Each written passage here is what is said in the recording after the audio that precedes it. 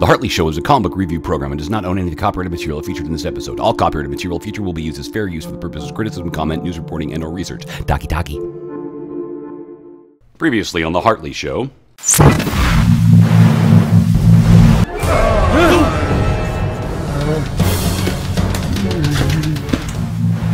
Whoa.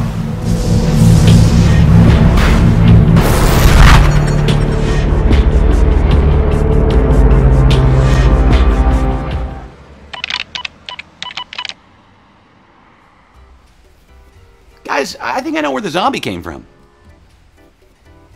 Guys, said I think I know where the zombie came from? Yeah, we heard you the first 100 times. Yeah, thanks, Captain Obvious. Shut up. You know, I've been coming here for a long time, and nothing like this ever happened before.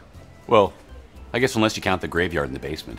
Well, if I've learned anything from Star Trek, I would guess that it's some kind of wormhole. Oh, like the Barzan wormhole on Next Generation. Or like all of Deep Space Nine. Ooh, Cause and Effect. Great TNG episode. Yeah, that's true, but that was more of a temporal distortion in space-time. Well, this is just great. We got some sort of worm portal thingy that sucks in my comics and poops out zombies. So, how do we fix it, genius? How should I know? I ain't no science physics. Project Lockstep. Eh? Project Lockstep was founded by Dr. Wendell McGuffin in early 2001 to test concepts regarding zero-point energy theories and Einstein-Rosen bridges. I've accessed the World Wide Web, and that came up on various web pages. And I just sent you a link. MacGuffin. Sounds made up. Over 30 physics degrees, funded by the Sovereign Corporation, former laboratories of the University of British Columbia. Nice, sure likes hanging out with the elderly. Oh, and also, he's dead. Says here he killed himself to death. Okay, well, let's find out where his labs were, break in there, and take what we need. That sounds like a great idea. Don't be an idiot. Whoa. Slow down here, folks. Zombie shows up in my work, my comics get sucked into some portal who knows where, and you guys want me to go to a university? No, thanks. How about we just film the show like regular? You know, that sounds kind of like the safer choice, huh? I think I'm supposed to say that.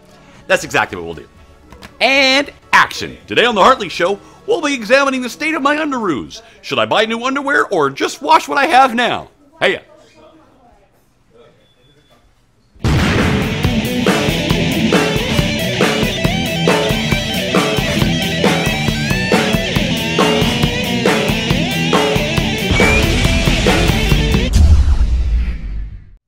Wormholes, portals, and rifts through time and space, they're sort of the herpes of science fiction and storytelling. Both have a tendency to show up unexpectedly, and they'll both irrevocably change your life from that point on. There's no known cure for herpes, don't you know? What? Of course, these sorts of things, they'd have an ability to transport people through time and space, and even into other dimensions and realities. Now, the big question is whether or not these sorts of things actually exist. It's a little bit yes, a little bit no. We go back to the 1930s when Albert Einstein created his theory of relativity. Him and fellow physicist Nathan Rosen came up with the concept of travel through time and space, taking essentially a shortcut. You start off here, your endpoint's here, and you fold space in between.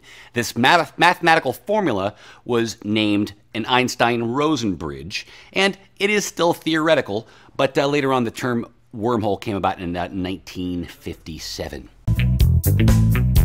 Now, although the math predicts this is possible, there's three big problems with it.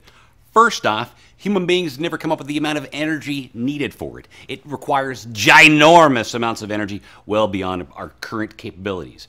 Second off, these things are highly unstable and would be horribly unsafe to travel through. And third off, as I've said, they're theoretical. Nobody's ever actually even observed one, so there's that. And of course, these wormholes, portals, rifts through time and space, they're all over the world of science fiction and fantasy. You've got Doctor Who, you've got The Lion, the Witch, and the Wardrobe, Alice in Wonderland, Stargate, Star Trek, and the list goes really on and on and on. And of course, in comics, these kinds of concepts are all over the damn place. Really, the beginning of it all started off with DC, and they came up with a storyline called Flash of Two Worlds, where the Silver Age Flash met up with the Golden Age Flash, Barry Allen meets Jay Garrick, and from that point on it set up a whole series of crises that were all based on time travel and interdimensional travel, most notably Crisis on Infinite Earths that was followed up by Zero Hour, Infinite Crisis, and then, of course, the aptly named Final Crisis, which led to the entire rebooting of the DC Universe in Flashpoint, a storyline where Flash goes back in time to save his mom from being killed, and in doing so, butt-fucks the entire DC Universe and turns into a giant shit stack. From that point, he had to fix reality, and this led us to the New 52. Now, currently, DC isn't doing much in the way of interdimensional travel, although there is one brilliant comic by the name of Earth 2 that covers an alternate reality world. As well, there's a comic by the name of World's Finest that stars two of these people from the alternate reality world. That world's Supergirl, now known as the New 52's Power Girl, and that world's Robin, now known as the New 52's Huntress. Now, Marvel doesn't have quite as much of a history in the world of interdimensional time-traveling stuff, although of late that has fairly changed. Now, the classic old-school Marvel interdimensional comic book was What If, a concept where they would re-examine old concepts from the point of an alternate reality as told through the eyes of the Watcher, an all-seeing, omniscient being who observes everything and everywhere. Concepts like, what if the Hulk had the brain of Bruce Banner? What if the Fantastic Four brought Spider-Man on board, and things to that degree. One of the most successful and cool concepts that Marvel had with the concept of traveling through time and space was Exiles, a group of mutants gathered together to travel through different dimensions and save those dimensions from essentially falling apart. Now, of course, right now in Marvel, their main sort of ongoing storyline is the idea that time is broken. And in time being broken, so is the ability to travel through alternate realities. This has occurred from the amount of time travel that's been done by characters like Doctor Doom, Reed Richards, and even the X-Men. In the current all-new X-Men storyline, the storyline starts off with the original X-Men, Cyclops, Jean Grey, the Beast, Iceman, and the Angel, being brought back from the past into the present day. And they cause a bunch of problems, and through that, they end up deciding they should go back in time, but they can't put them back in time because time is broken. As well, in the Ultimate line, the Ultimate Universe is now being destroyed by the main 616 universe's Galactus having gone over there, and he's destroying everything. It looks like maybe even Captain America is dead at this point on.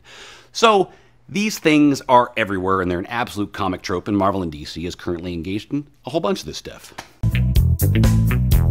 Little known fact, when fantasy meets reality, it's time to get back to the basics. Yes, I'm talking about the Spider-Man clone saga. Now, tons of people have ripped on this thing throughout the years, myself included, but what you don't realize is that... Fuck, he's going off about Spider-Man again. I'm gonna take a nap. I'll be back in 40.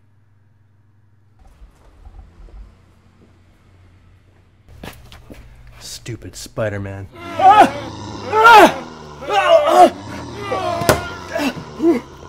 What happened? You okay? Oh, that was a close one. Holy fuck, he's been bit! No, I'm fine. I'm fine. Don't you fucking move, Nerling! It's a scratch! Somebody start the clock!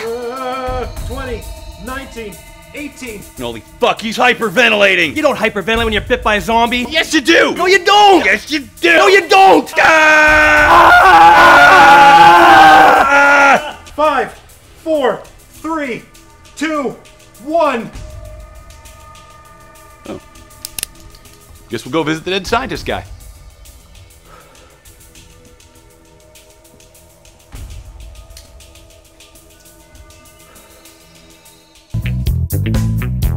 So there you have it. Portals, wormholes, and rifts through time and space. As always, thanks for watching. A giant thanks to Taz for letting us film here, and we'll see you next time.